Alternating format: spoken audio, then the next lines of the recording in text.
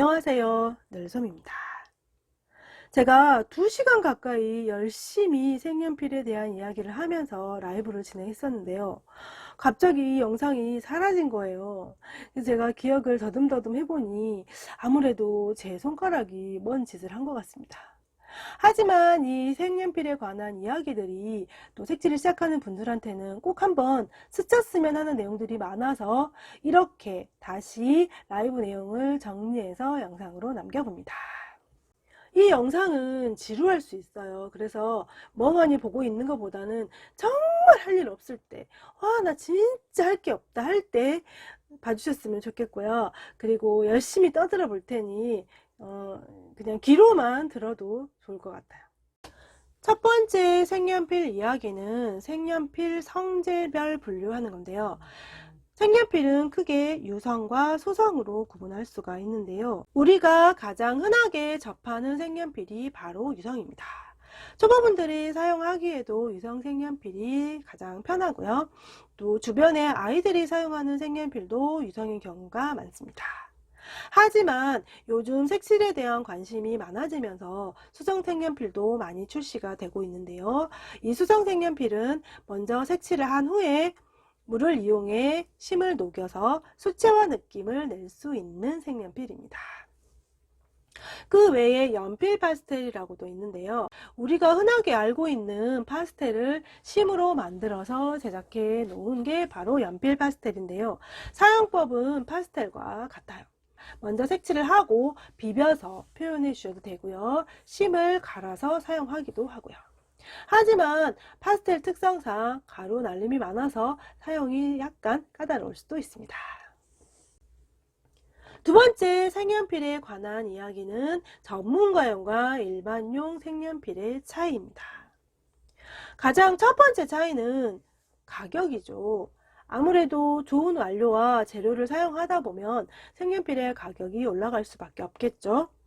그리고 풍경이 좋거나 위치가 좋은 커피숍의 아메리카노는 가격이 비싸잖아요. 그런 것처럼 이 색연필 공장이 어디에 있느냐에 따라서도 색연필 가격에 영향을 준다고 합니다. 두 번째는 심의 단단함이에요. 보통의 일반형 저렴이 색연필들은 심이 으스러지거나 잘 부러지는데요. 그에 반해서 전문가용 색연필은 심이 굉장히 단단한 편입니다.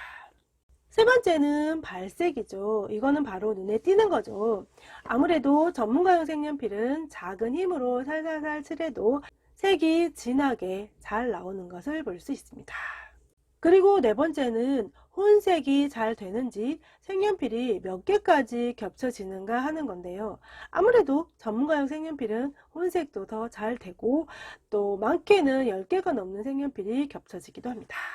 다섯 번째는 심을 둘러싸고 있는 나무도 차이가 있는데요. 이 나무가 무슨 영향을 주겠어? 할 수도 있겠지만 색연필을 깎았을 때 이 나무가 부드럽게 깎이지 않아서 심이 부러지는 경우도 종종 있거든요. 그래서 이 나무도 소소하게 자기의 위치를 잡고 있습니다. 이렇게 5가지 차이점에 대해서 얘기해 봤는데요. 사실 이 5가지는 아주 큰 차이점이라고 보기는 어려울 수도 있어요. 왜냐하면 일반용 색연필 중에서도 심도 단단하고 혼색도 잘 되고 발색도 잘 되는 색연필들도 있거든요. 그렇지만 전문가용과 일반용의 가장 중요한 차이점이 남아 있습니다. 바로 내광성인데요. 이 내광성은 내가 색칠해 놓은 색감이 얼마나 오랫동안 변하지 않고 유지되느냐 하는 건데요. 전문가용 색연필에서도 이 내광성이 좋은 만큼 가격이 올라가는 경우가 많아요. 그래서 내가 색칠해 놓은 그림의 색감이 오래도록 변치 않기를 원한다면 반드시 내광성이 좋은 전문가용 색연필을 사용해야겠죠. 세 번째로 색연필에 관한 이야기는 모든 색연필에 공통된 특징이 있는데요. 첫 번째는 같은 세트의 색연필이어도 성질의 차이가 나요. 똑같이 무른 성질을 가진 색연필이어도 어떤 색은 단단하기도 하고 어떤 데는 사각거리기도 하고 어떤 건 무르기도 하고 그래요. 그래서 같은 색연필을 사용했음에도 개인에 따라서 느끼는 게 다를 수 있어요. 나는 빨간색 계열의 색연필을 주로 사용하는데 이 세트에서 빨간색 색연필들이 조금 무른 편이다 하면 나는 이 색연필이 좀 무르다 라고 느끼는 거고요. 똑같은 색연필이지만 나는 이 색연필에서 보라색 계열을 많이 사용한다. 그런데 이 색연필의 보라색 계열은 조금 딱딱한 편이다 하면 똑같은 색연필이지만 나는 이 색연필이 좀 딱딱하다 라고 느낄 수 있어요. 그래서 똑같은 프리즈마 색연필이어도 나는 되게 꾸덕하고 무르다, 나는 되게 좀 사각거렸다 라고 느끼실 수 있어요. 색연필 사용 리뷰가 각기 다른 이유이기도 합니다. 두 번째로 색연필은 계절의 영향을 받아요. 아무래도 기온이나 습도가 올라가게 되면 색연필이 물러지고 잘 부러지기도 하고요. 또 겨울에는 굉장히 딱딱해서 오히려 색칠이 잘 안 되기도 합니다. 특히 왁스 색연필의 경우는 그 정도가 조금 더 심한데요. 대표적인 게 바로 프리즈마예요. 유성 색연필은 왁스가 들어가느냐 오일이 들어가느냐 해서 또 나눠질 수 있는데요. 이 왁스가 온도가 올라감에 따라서 녹는 성질이 있어요. 그래서 여름에 프리즈마를 사용하면 더 꾸덕해지고 더 심이 약해지고 더 잘 부러지기도 합니다. 그리고 세 번째는 모든 색연필은 힘을 빼고 색칠해 주는 게 좋습니다. 아무리 저렴한 색연필이어도 한 겹, 두 겹, 세 겹 힘을 빼고 천천히 쌓아 올려주면 어느 정도 혼색과 어느 정도 겹침은 가능해집니다. 또 심을 뾰족하게 깎는지 아니면 뭉툭하게 해서 색칠하는지에 따라서도 색연필의 색감은 달라질 수가 있기 때문에 어떤 걸 색칠하느냐에 따라서 심의 두께도 생각하며 색칠하면 좋습니다. 알아주면 좋은 특징이 있는데요. 색연필은 종이에 붙는 시간이 있어요. 물론 색연필마다 그 시간이 약간씩 차이가 있기는 하지만 우리가 색칠을 하다 삐졌을 경우에 지우개로 바로 지워주면 잘 지워지는데 시간이 지난 후에 지우면 잘 안 지워지거든요. 바로 이게 그 특징인데요. 이 특징은 색칠하는 방법에서도 차이가 나는데요. 이거는 말로는 설명이 조금 어려울 것 같아서 제가 나중에 색칠을 하면서 한 번 더 언급해 드리도록 할게요. 다음으로 제가 하고 싶은 색연필 이야기는 그렇다면 색칠을 처음 시작할 때 어떻게 색연필을 고르면 좋을까요? 인데요. 우리나라는 대체로 취미활동 기간이 짧은 편이에요. 그래서 무턱대고 좋다고 고가의 색연필을 먼저 구입하기보다는 일단 저렴한 색연필을 구입해서 내가 색칠을 오랫동안 할 수 있는 취미인지를 알아보는 게 가장 중요한 것 같아요. 그리고 나서 나는 색칠이 재밌고 오래 할 수 있을 것 같다 하는 생각이 든다면 필요에 의한 색연필을 구입을 하셨으면 좋겠어요. 가장 먼저 내가 이 저렴이를 색연필을 사용했는데 색수가 좀 부족하네? 그러면 색수가 많은 색연필을 생각해 보고요. 내가 사용하는 색연필에 파스텔톤이 좀 부족하네? 하면 파스텔톤이 예쁜 색연필을 찾아보고 나는 힘이 많이 들어가게 색칠을 해서 좀 더 단단한 색연필이었으면 좋겠다 하시면 심이 단단한 색연필, 나는 색을 이렇게 저렇게 많이 섞어서 사용하고 싶은데 혼색이 잘 되는 색연필이 있었으면 좋겠다 하면 혼색이 잘 되는 색연필을, 이렇게 내가 필요에 의한 색연필을 구입하실 수 있었으면 좋겠고요. 또 색연필을 구입하실 때 중요하게 생각해야 되는 부분이 바로 낯색 구입이 가능한가입니다. 색칠을 하다 보면 내가 자주 사용하는 색들이 있기 마련이거든요. 그래서 낯색 구입은 굉장히 중요한 비중을 차지합니다. 이렇게 색연필에 관한 이야기를 쭉 해봤는데요. 이번에는 제가 그동안 받았던 색연필에 관한 질문들에 대해서 얘기를 해보도록 할게요. 가장 첫 번째 질문은 어떤 색연필을 사야 할까요? 인데요. 이렇게 물어보시면 정말 곤란난감합니다. 앞에서 말씀드린 색연필의 특징을 바탕으로 해서 봐도 내가 색연필에 힘을 주는지 안 주는지, 또 내가 뾰족하게 깎아 쓰는지 뭉툭하게 쓰는지, 또 내가 색칠하는 방식이 어떠냐, 또 내가 어느 계절에 사용을 했느냐에 따라서 이 색연필을 느끼는 각자의 느낌이 너무나 다르기 때문에 이걸 쓰세요 라고 딱 말씀드리기가 너무 어려워요. 가장 중요한 거는 나한테 맞는 색연필을 구입하는 건데요. 이 나한테 맞는 색연필을 찾는 시간이 적게는 1년, 많게는 3년 정도 걸립니다.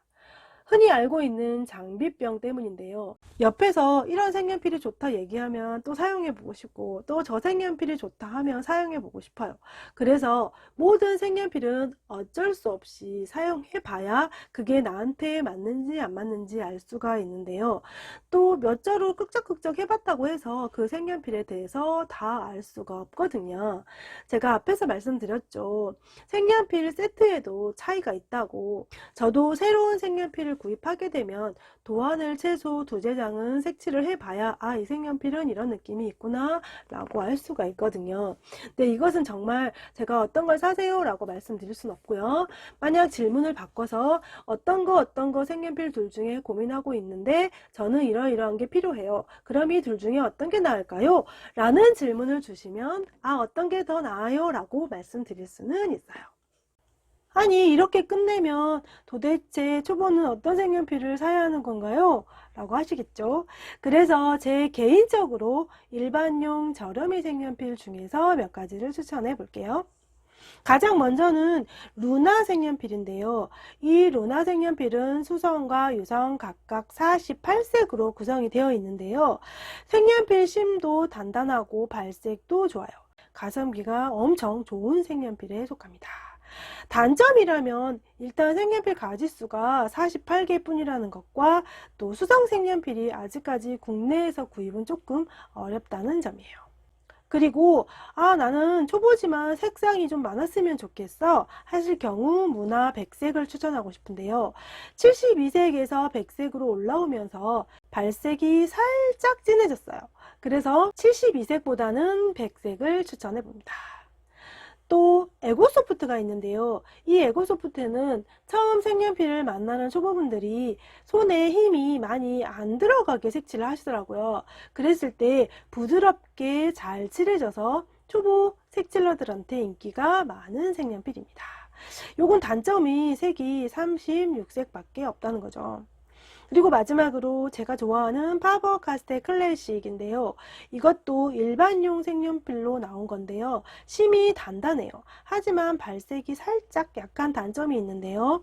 색상은 60색 정도까지 있고요. 직구를 이용하면 72색과 100색도 가능해요. 제가 지금 추천한 색연필들은 저렴이 색연필이고요. 이 색연필로 색칠을 해보시고 내가 앞으로 더 색칠을 오래 할 수 있겠다, 다른 색연필이 필요하다 하실 때 문의를 주시면 중저가 또는 고가의 전문가용 색연필을 추천해 드리도록 할게요. 두 번째 질문은 도안에 따라서 색연필을 선택하나요? 라는 질문이었는데요. 답변은 예입니다. 색칠을 오래 하다 보면 나만의 색감, 나만의 느낌이 자리를 잡게 되는데요. 다른 느낌을 하고 싶을 때 쉽게 안 바뀌어지더라고요. 그랬을 때 색연필을 바꿔서 칠해보기도 하는데요. 색연필마다 약간의 특징들이 있어요. 어떤 색연필은 좀 더 화사하고 어떤 색연필은 톤이 많이 다운되어 있고, 그래서 도안 느낌에 따라 색연필을 고르기도 하고요. 또 저 같은 경우는 유튜브 특성상 여러 가지 색연필을 사용해 보려고 노력하고 있습니다. 마지막으로 늘솜님이 가지고 있는 색연필은 어떤 게 있나요? 하는 질문이었는데요. 요렇게 저는 20가지 이상의 색연필을 가지고 있고요.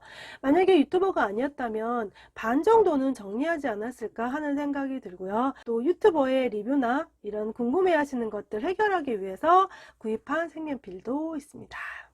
색연필에 관한 이야기를 쭉 해봤는데요. 제가 색연필 개개에 관해서는 이야기를 거의 하지 않았는데요.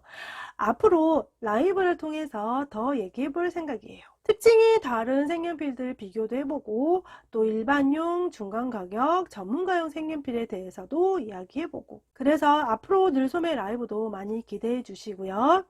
또 오늘 제가 미처 말씀드리지 못했던 궁금한 색연필에 관한 이야기가 있다면 댓글 달아주시면 아는 만큼 답변해 드리겠습니다. 저는 지금까지 늘솜이었습니다. 감사합니다.